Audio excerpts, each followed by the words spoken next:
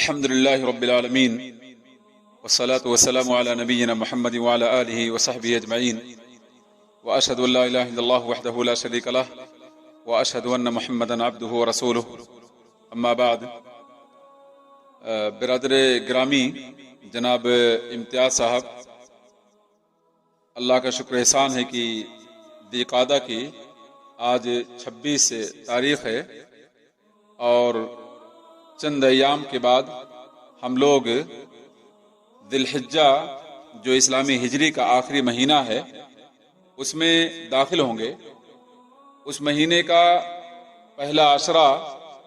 بڑی فضیلت کا حامل ہے اور اس میں نیک اعمال اللہ کو دیگر ایام کے بالمقابل زیادہ پسندیدہ ہیں، اس لیے تمام مسلمانوں کی ذمہ داری بنتی ہے کہ ان 10 دنوں کی اہمیت اور فضیلت کو سمجھتے ہوئے ان کے مطابق عمل پیرا ہونے کی کوشش کریں۔ آئیے چند احادیث اس مناسبت سے پیش کی جائیں جن سے اس مہینے کی اہمیت کا اندازہ ہوگا، اور پھر اس مہینے کے شروع میں ایک اہم عمل جس کی ہدایت اللہ کے رسول صلی اللہ علیہ وسلم نے ہمیں دی ہے اس کی جانب بھی میں اشارہ کروں گا انشاءاللہ۔ اللہ رب العالمین نے قرآن مقدس میں صاف طور پہ ان 10 دنوں کے سلسلے میں قسم کھایا ہے، والفجر ولیال عشر، قسم ہے فجر کی اور قسم ہے 10 راتوں کی۔ تو اللہ رب العالمین نے اگر ان 10 دنوں کی 10 راتوں کی قسم کھایا ہے تو یہ قسم بذات خود ان 10 دنوں کی عظمت اور اہمیت کی دلیل ہے۔ احادیث میں اللہ کے رسول صلی اللہ علیہ وسلم سے اس سلسلے میں ابن عباس نے روایت کیا ہے،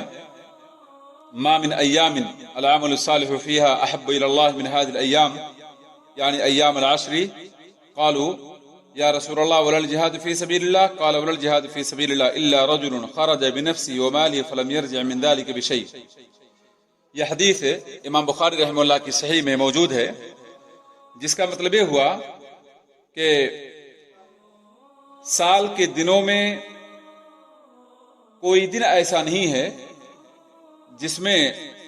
نیک عمل اللہ رب العالمین کی بارگاہ میں زیادہ پسندیدہ ہو۔ ہاں، ذی الحجہ کے 10 دن، ان 10 دنوں میں اللہ رب العالمین کو عمل صالح سب سے زیادہ پسند ہے۔ تو صحابہ نے پوچھا، اے اللہ کے رسول صلی اللہ علیہ وسلم، کیا اللہ کے راستے میں جہاد بھی اتنی پسندیدہ نہیں ہے؟ تو آپ نے جواب دیا، ہاں، اللہ کے راستے میں جہاد بھی ان 10 دنوں کے اعمال سے زیادہ محبوب نہیں ہے، الا کہ کوئی انسان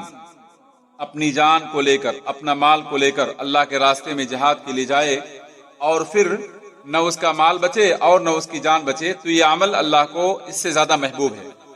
یعنی اس ایک عمل کے علاوہ سال میں جتنے بھی اعمال انسان انجام دیتا ہے تو 10 دنوں کے عمل جتنا محبوب ہیں باقی دنوں کے اعمال اتنے محبوب نہیں ہیں۔ اسی معنی کی ایک اور حدیث ہے جس کے الفاظ ہیں، ما من عمل ازکا عند اللہ ولا اعظم اجرا من خیر یعملہ فی عشر الاضحی، قیل ولا الجہاد فی سبیل اللہ، قال ولا الجہاد فی سبیل اللہ الا رجل خرج بنفسه وماله فلم يرجع من ذلك بشیء، قال فكان سعید بن جبیر اذا دخل ایام العشر اجتہد اجتہادا شدیدا۔ اس کا مطلب یہ ہوا کہ اللہ کے نزدیک زیادہ پسندیدہ، زیادہ پاکیزہ عمل اور اجر و ثواب کے اعتبار سے زیادہ فضیلت کا عمل جسے انسان انجام دے کوئی عمل نہیں ہے مگر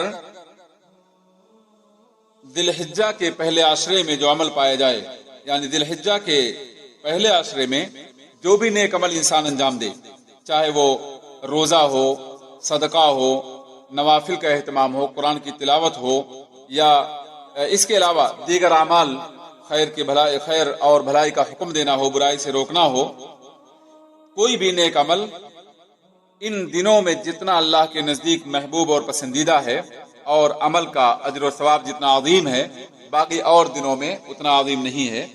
یہاں تک کہ صحابہ نے کہا اللہ کے رسول صلی اللہ علیہ وسلم اللہ کے راستے میں جہاد بھی نہیں، تو آپ نے کہا جہاد بھی نہیں لائے کہ کوئی انسان اپنی جان اور اپنا مال لے کر جائے اور کچھ بھی لے کر واپس نہ آئے۔ راوی کہتے ہیں کہ سعید بن جبیر جب یہ پہلا عشرہ ذی الحجہ کا داخل ہوتا تھا تو زبردست اجتہاد کرتے تھے، بڑی محنت کرتے تھے، اعمال صالحہ میں سبقت لے جانے کی کوشش کرتے تھے، اور یہی طریقہ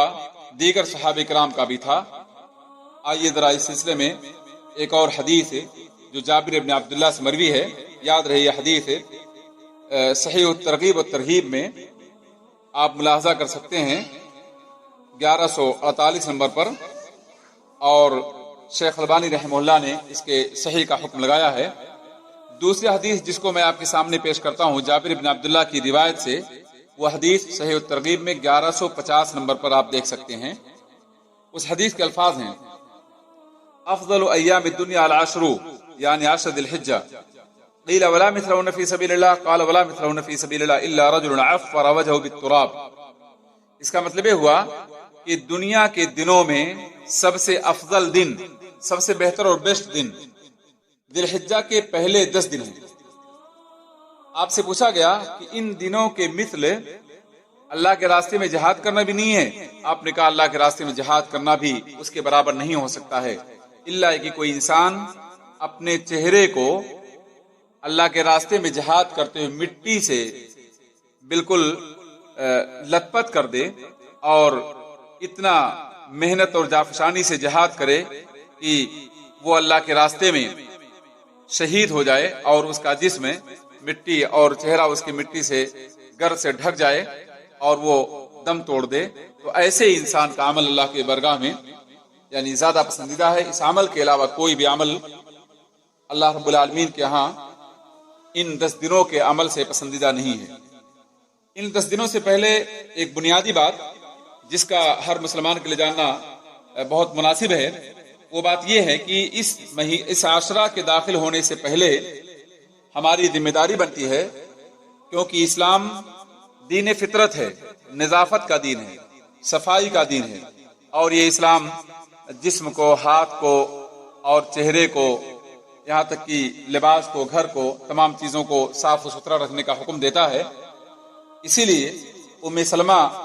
سے مروی حدیث میں جو الفاظ ہیں کہ اللہ کے رسول صلی اللہ علیہ وسلم نے ارشاد فرمایا اذا دخلت العشر واراد احدكم ان يضحي فلا يمس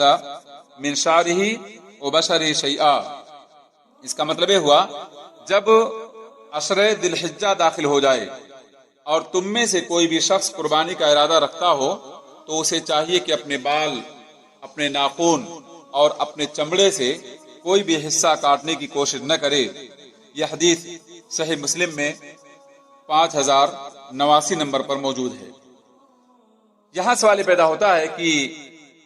کیا صرف وہی شخص جس کے نام قربانی ہے وہی اپنے بال کو اور ناخن کو نہ کاٹے، یا گھر کے تمام افراد اس میں شامل ہیں؟ تو اس کی توضیح ہے دوسری حدیث سے ہوتی ہے جس میں اللہ کے رسول صلی اللہ علیہ وسلم کے بارے میں، جیسا کہ عطا اور صحابہ کرام کے بارے میں عطا بن یسار کہتے ہیں کہ میں نے ابو ایوب انصاری سے سوال کیا کیف کانت الضحایا علی عہد رسول اللہ صلی اللہ علیہ وسلم فقال کان الرجل یضحی بالشاة عنہ وعن اہل بیتہ۔ اس کا مطلب یہ ہوا کہ نبی صلی اللہ علیہ وسلم کے زمانے میں قربانیاں کیسی ہوا کرتی تھیں، قربانیوں میں کتنے لوگ شامل ہوا کرتے تھے؟ تو ابو ایوب انصاری رضی اللہ عنہ جواب دیا کہ گھر کا گارجن ایک بکری اپنی جانب سے اور اپنے اہل خانہ کی جانب سے قربان کیا کرتا تھا، تمام لوگ کھاتے اور کھلاتے بھی، یہاں تک کہ لوگوں نے قربانی کے سلسلے میں فخر و مباحات سے کام لیا۔ تو صورتحال آپ کے سامنے ہے۔ اس حدیث سے پتہ چلا کہ ایک جانور گھر کے گارجن اور دیگر افراد کی طرف سے بھی کفایت کرتا ہے، لہذا اس حدیث کی روشنی میں پتہ یہ چلا کہ ذی الحجہ کے چاند کے طلوع ہو جانے سے پہلے ہی 29 ذی قعدہ کو ہمیں اپنے ناخن، اپنے بال صاف کر لینا چاہیے تاکہ چاند نکلنے کے بعد ان کی صفائی کی نوبت نہ آئے، اور اس طرح سے ہم لوگ جس طرح سے حاجی احرام کے وقت میں اور عمرہ کرنے والا انسان احرام کے وقت اپنے ناخن اور بال نہیں کاٹتا، تو اللہ رب العالمین نے دنیا کے ان مسلمانوں کے لیے جن کی رسائی مکے تک نہیں ہے، جو حج اور عمرہ کر سکیں، ان کے لیے بھی ایک عبادت کا طریقہ جائز قرار دیا کہ وہ عشر ذی الحجہ کے داخل ہونے کے بعد اپنے بال کو، ناخن کو نہ کاٹے، کیونکہ ان 10 دنوں میں ناخن کاٹنا ترک کر دینا، بال کاٹنا چھوڑ دینا بھی